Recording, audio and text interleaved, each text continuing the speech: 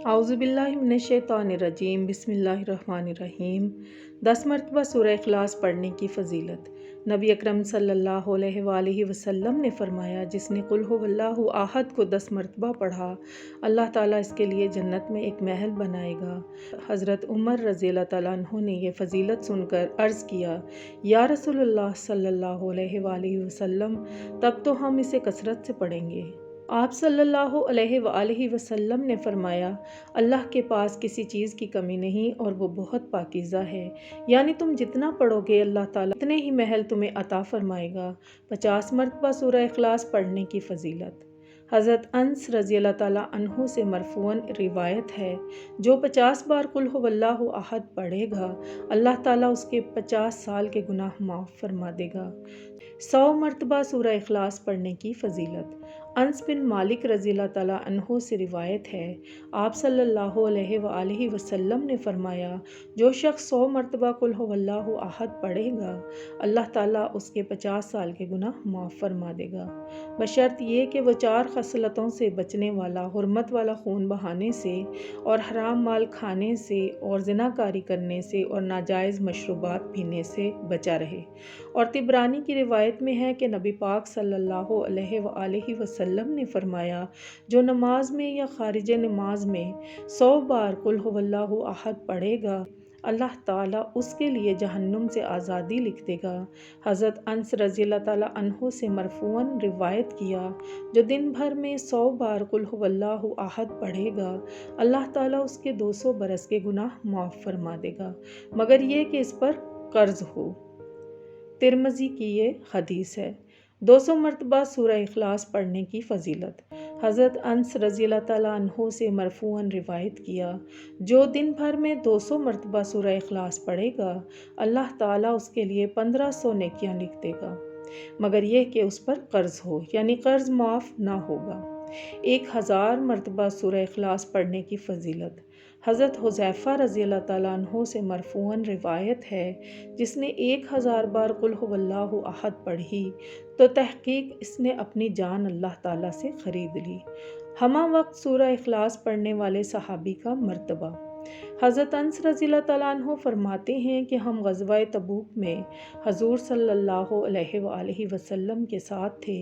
ایک دن سورج ایسے نور اور روشن کرنوں کے ساتھ طلوع ہوا کہ اس سے پہلے ہم نے کبھی نہیں دیکھا تھا۔ تھوڑی دیر بعد حضرت جبریل علیہ السلام نبی کریم صلی اللہ علیہ وآلہ وسلم کی خدمت میں حاضر ہوئے۔ آپ صلی اللہ علیہ وآلہ وسلم نے فرمایا، جبریل، جیسے آج سورج طلوع ہوا، اس سے پہلے ایسا کبھی نہیں دیکھا۔ انہوں نے عرض کیا، آپ صلی اللہ علیہ وآلہ وسلم کے صحابی معاویہ بن معاویہ لیثی مدینہ طیبہ میں انتقال فرما گئے ہیں۔ اللہ تعالیٰ نے ان کی نماز جنازہ میں 70,000 فرشتے بھیجے ہیں۔ آپ صلی اللہ علیہ وآلہ وسلم نے دریافت فرمایا، انہیں یہ مقام کیسے حاصل ہوا؟ سیدنا جبریل نے فرمایا، یہ دن رات چلتے پھرتے اٹھتے بیٹھتے ہر حالت میں قل ھو اللہ احد کی تلاوت کیا کرتے تھے، یہ اسی کا اجر ہے۔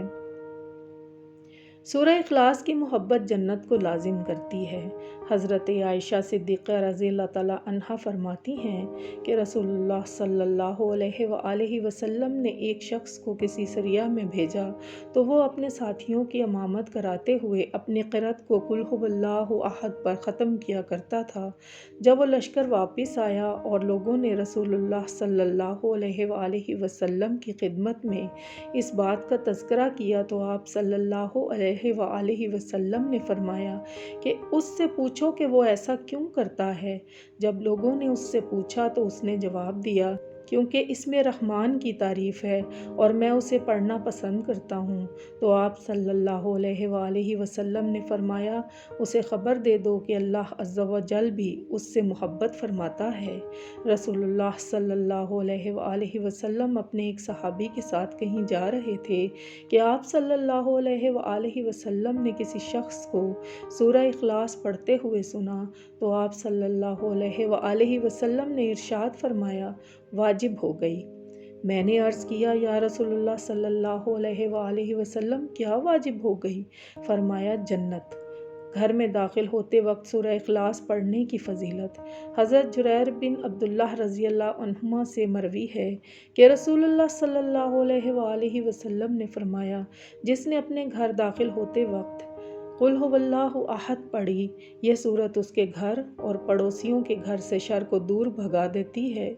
اللہ پاک ہمیں سورہ اخلاص کی باکثرت تلاوت کرنے کی توفیق عطا فرمائے، آمین ثم آمین۔